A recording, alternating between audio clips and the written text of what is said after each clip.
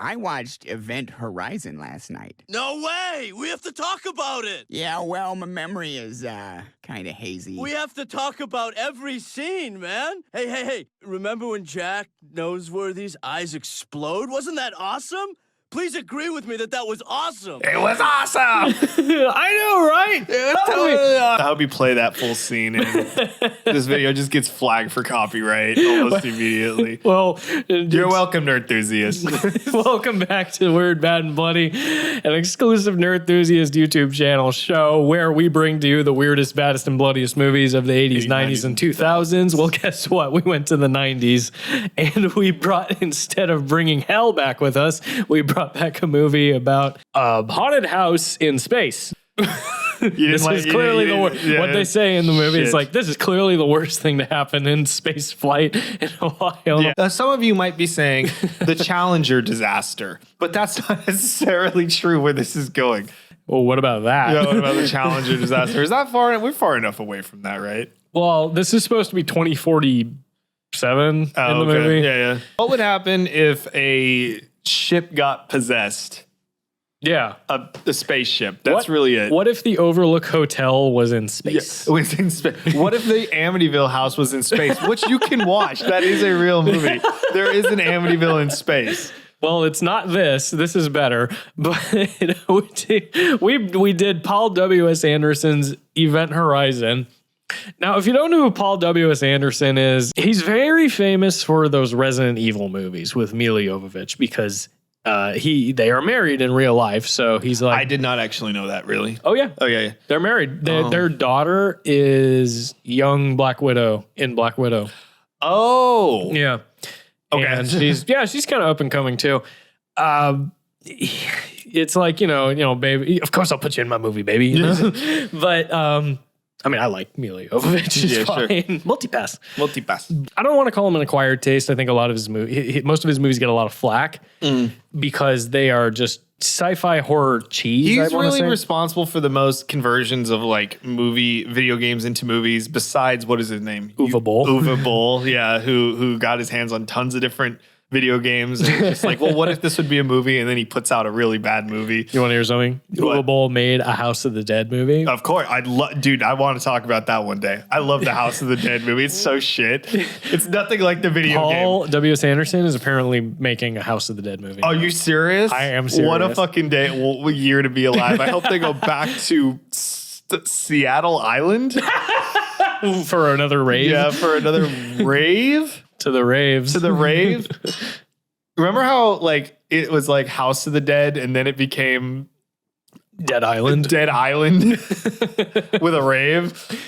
Anyway, but we're not talking about that. We're getting off topic. We're talking about Paul W.S. Anderson's Event Horizon. Paul W.S. Anderson's filmography, though, look, me personally, you know me. Yeah. You know the kind of shit I like.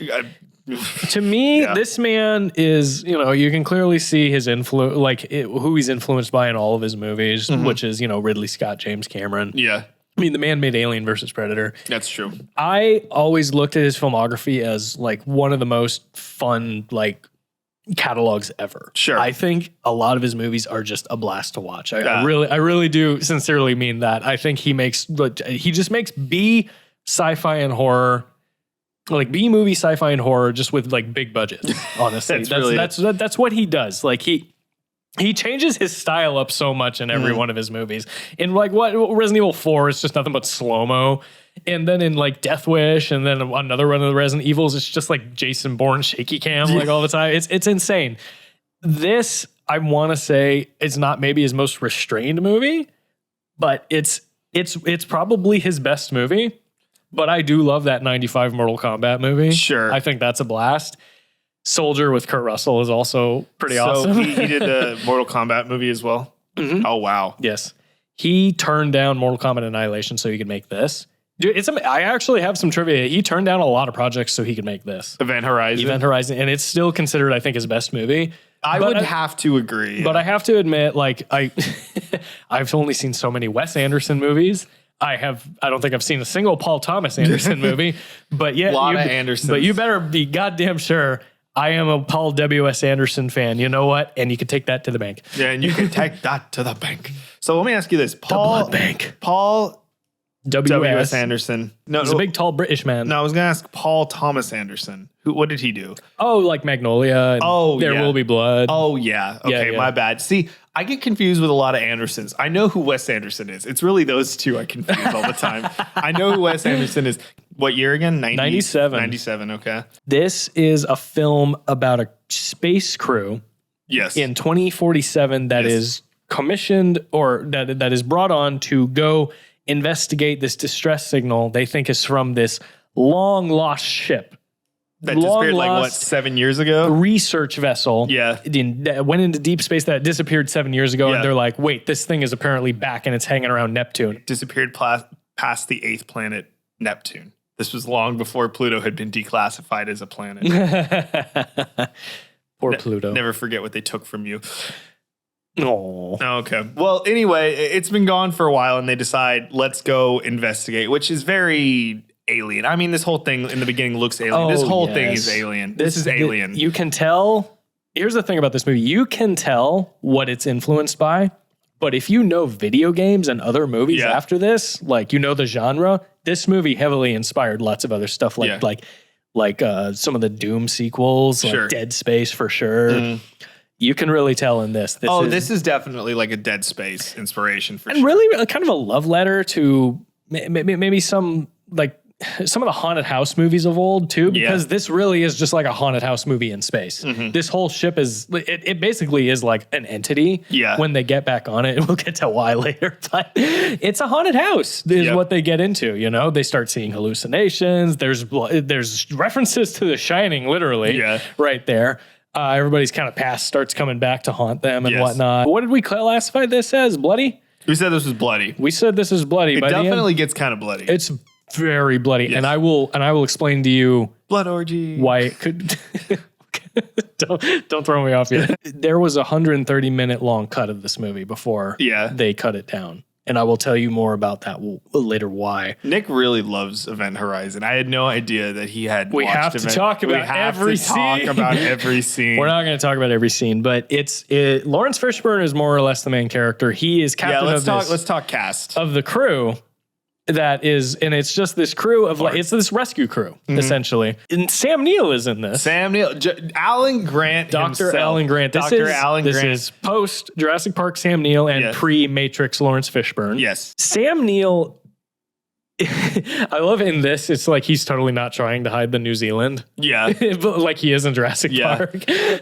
He's like, I'm American. And this was kind of a reverse for audiences because anybody knew him because of Jurassic Park. Jurassic Park. I mean, like he was very well known, like by now for Jurassic Park. And in this, no spoilers, but he more or less becomes the antagonist. He's like this creepy little weirdo. That's really it. He's like the scientist because he worked on the Event Horizon. He built it. And he's like, we got to get it back. We got to get this back. This is my baby. And his obsession with the ship is He also has like a history with there's like something about his wife. He's got a very dead wife. He's got a very dead wife. And is it a dead kid too or just a dead wife? Just dead wife. And she keeps showing up to him in hallucinations with like red eyes. It's a clear link saying if I can just save this ship and my work, it's like I saved my wife. You know, that he's linked the two in his mind. I guess so. That's how he's obsessing us, and it makes him like the weirdest little guy, but also he's just like super obsessed. Yeah, he's the odd one out of this entire crew. You know, the whole crew is like, hey, we're like the Colonial Marines from Aliens, practically. We're gonna clear the ship, we're gonna find it, and then you can come on board. And he's like, I'm gonna be on it now. Lawrence Fishburne, I love him in this. He's this super no nonsense captain that is just he is so adamant for putting the lives of his crew over the mission. He had been, which is admirable because you do find out he's got some demons too. He's got like a patience to him that is he's very composed, even though he's very like no bullshit. Mm-hmm. And I think that's a lot of fun, especially when he does kind of start cracking up a little bit later. Like he's starting to realize like, no, this thing is beyond my comprehension. Mm-hmm. Like we are literally fucking into something that we don't understand. Yes. This is beyond me. And I've seen some shit. Yes. Which is where I think a lot of the greatness of his performance comes out. Mm-hmm. Like when he tells Jason Isaacs like the story of his backstory. Mm-hmm. I think that's great. Oh yeah, there's a lot of people in this. Jason Isaacs is here. Sean Pertwee is here. Who would be Lucius Malfoy and General Zukov. General Zukov from Death and Son.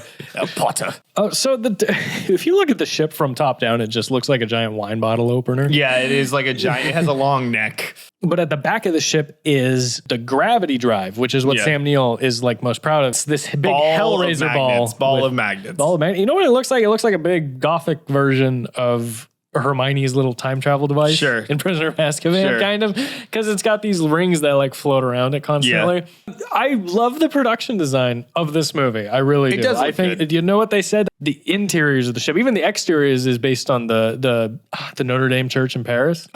Yeah, because it's supposed to be the antithesis of like heaven and hell, essentially. Because if you know Event Horizon, they allude to the idea that when the gravity drive was enabled and the ship made its first... It tried to jump to a different location and it jumped into hell. It went to hell.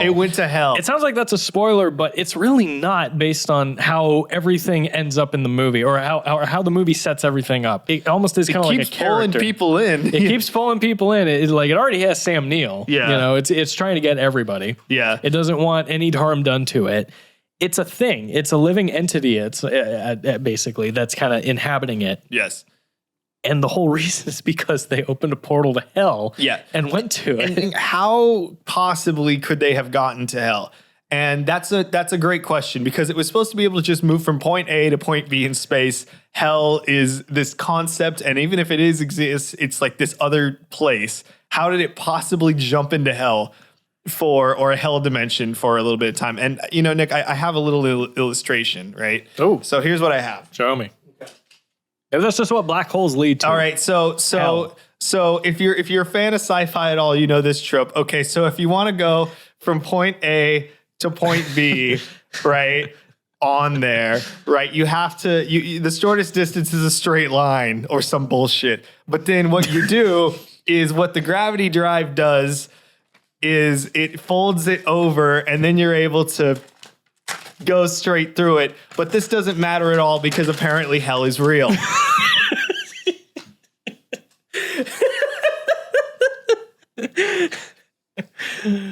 Who fucking cares? There is no more science in this. The point is, whatever science they had, it sent them to hell. And let this be a lesson to you, you non-believing pieces of shit.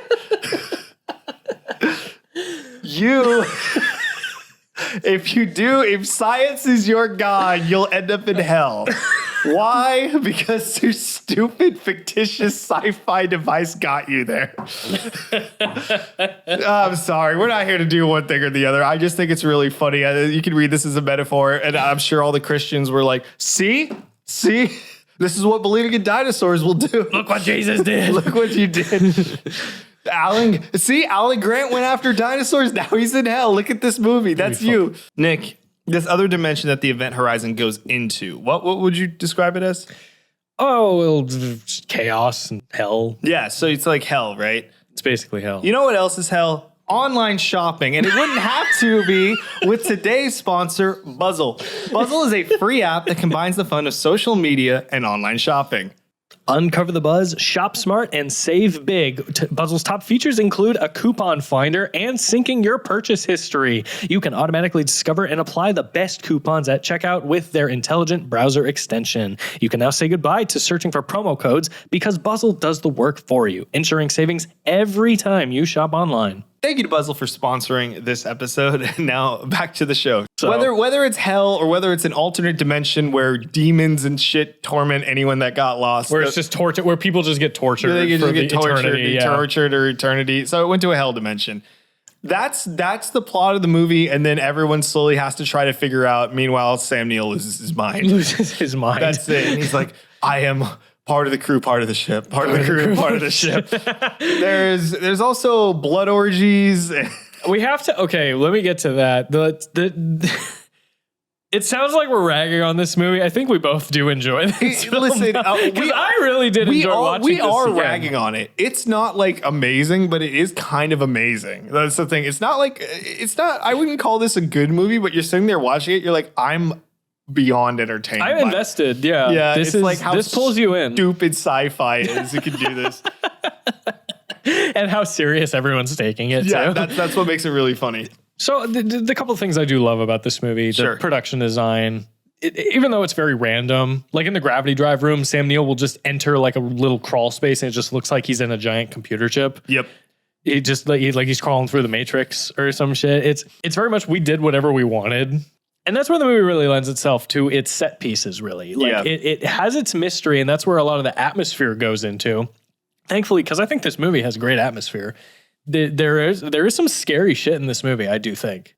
It's a good and a bad in the fact that the set pieces are kind of like put before what the mystery is, before trying to resolve what the story is, because by the end of it, it is still kind of convoluted. Like, what is going on? We don't have all the answers. Yeah. Sometimes that's okay. In this case, I think the movie maybe bites off a little more than it can chew. Yeah. But I think it's very forgivable because, again, this movie has great atmospire. It's stylistic and it's fun. Yeah. Yeah, I do think some of the style's heavy-handed, but that's yeah. Paul W.S. Anderson for you. Yeah. Like the corpsicle at the beginning, just like flying into its mouth. It's like, I'll show that clip, but What about when it falls and shatters because they put the drive on? that's pretty cool, Yeah. though. But when they turn the gravity back on and all those like and all the floating like liquid like splashes into the gravity drive, that's a really cool shot. There's some great moments in this. This is probably his best looking movie. I think when they're listening to the tape recording, that's actually really fucking creepy. Yeah. Because Sam Neill said, this is all I have of the indication that this thing has been found. This thing is back again. We can go look for it. Is we found an SOS or something of some sort. We found this transmission that is apparently from the Event Horizon. And they play it. It's just this really creepy recording of like this guy speaking Latin. Yeah. And like you just hear like people screaming. People screaming in the background. Yeah, also let's talk about that. If this is so it has to be hell or whatever. If this is a different dimension, thank God they speak a language made by humankind. That's why people are like, hell. Yeah, it's hell. I see we all speak the universal language. English. Or Latin. Gladiator 2 in a nutshell. He knows not what you're saying, sir. He only speaks his native tongue. He's saying the same things you are. He's speaking English. in a British accent. Yeah. That is really creepy. There's moments of brilliant horror in this. There's moments of brilliant tension in this. Sure. That's one of them. And when they find the video recording of, Woodland Critter Christmas. Blood orgy! Yay! That's actually a very fucking disturbing scene. Yeah. He originally had like a 2+ hour cut of this movie. Okay. And everyone, test audiences and studio heads, were so baffled and like disgusted by how violent and torturous and bloody and gross it was. They made him cut so much out of it. Yeah. The blood orgy scene was apparently like 5 minutes long. That whole mystery of like what the hell happened here is what really drives the movie, I think. Sure. So I don't know about you, but I really do commend the movie for a lot of that. When I first watched this, I remember thinking like, dude, this movie's actually really creeping me out. Like this director has never scared me before. Now he has, Wouldn't classify this as a good movie. I classify it as an entertaining movie. Yes. I mean, maybe on the first time. I mean, I definitely feel like when I was finishing and, watching it, I was like, oh yeah, I kind of remember this. And like, I don't know, I'm just like, okay. I mean, the science doesn't really make a lot of sense. No. Who fucking cares? Like, whatever. I think you kind of know what you're into when the opening credits are playing because it's kind of like the Men in Black opening credits. Yeah. More or less sets the tone, but every now and then I think this movie is tonally inconsistent where it's like, are we scary or are we campy? Yeah. Let's blend the two together. It's not always a good blend because, again, there is some heavy-handed directing in this. Yeah. What would you call it? I'll change it to just weird. You're going to call it weird? Yeah, I'm going to call it weird. It's not, it's super bloody, but I'll just be like, it's just odd. It's just an odd little sci-fi horror that tends to get lost. I think it gets lost in its own sauce a little bit too much, so to speak. It gets lost in like what it should be doing and get kind of self-righteous with how it's showing things, but it is a lot of fun. So I'm going to call it weird. I'm going to keep to bloody. All right. I don't think this is bad. This isn't weird enough for me to call it weird because I know it's filmed so well enough. I'm like, this really does seem like one of his movies.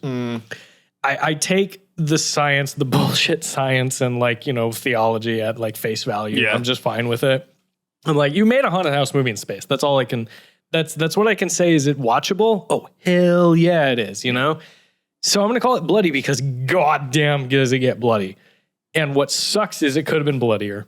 There is a cut of it out there somewhere that it's like, it's unimaginable. I'm like, I want to see like this most violent freaking cut that we're making people nauseous. Apparently, Yeah. he hired real amputees and like porn stars for that blood orgy scene. Apparently. Oh, wow. Yeah, like they were committed to making that like a legitimate moment, and they were like, This is what's in me. I at can't all believe they times. gave us an NC-17.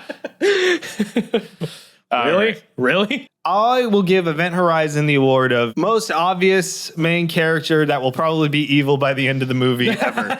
It's like from the beginning, I was like, even when I watched this the first time, I was like, dude, this guy, Sam Neill, just like immediately, like something's off about him, like immediately. Yeah. Where I was like, this is not a guy I would want in any type of high stress situation. Like, this isn't some guy I would trust. It's so clear. I was like, I bet he's the fucking villain. And then sure enough, near the end, he has his little breakdown. Just a little breakdown, just a little bit. He has a bad day. All it takes is one bad day, Batman. Best like random mental breakdown of a side character you didn't expect to see it from, and that's when Jason Isaacs straight up like puts the scalpel to Sean Pertwee's neck because he's freaking out. Like Sean Pertwee's just like, he's trying to punch Sam Neill because he's just like, this ship is alive, I hate this ship, we have to get the fuck off it. Jason Isaacs comes up behind him and just like holds him at like scalpel point. He's just like, you need to calm the fuck down right now. I'm like, bro, you need to calm the fuck down. Everyone's freaking out. You are threatening this man's life. I just thought I thought that was like, okay, now it's clear that so much was cut out. Yeah. Because it's clear these people had backstories. They had more scenes to each other, with each other. Maybe there was more we could have understood about why they are acting the way they're acting. But unfortunately, no, this is a short little sit. Yep. It is. It's a quick 90-minute horror sci-fi. All right, if you know our show, we're going to spin our spin wheels now. The first one will determine which decade we get to do our next film for. Spin. 80s, 90s, 2000s. Where are we going? We are going back to the 2000s. Hey, perfect. We're back. We in the just were there, weren't we? 2000s. Well, we had did the Texas Chainsaw Massacre. That is correct. Okay, our next episode indicates we are going back to the 2000s. We've got a weird one, a bad one, and a bloody one on our next spin wheel. Go ahead and spin. All right, what are we doing? What are we doing? Is it gonna be? Oh my God, I can't believe it. What is it? What is it? House of the Dead. We just talked about that today. We talked about it. We're going to be doing Uwe Boll's House much of the loved Dead movie, beloved by everyone. video game adaptation. House of the Dead. All right, well. See you then. Thank you guys for watching this episode of The Weird, the Bad, and the Bloody exclusively on the Nerdthusiast YouTube channel.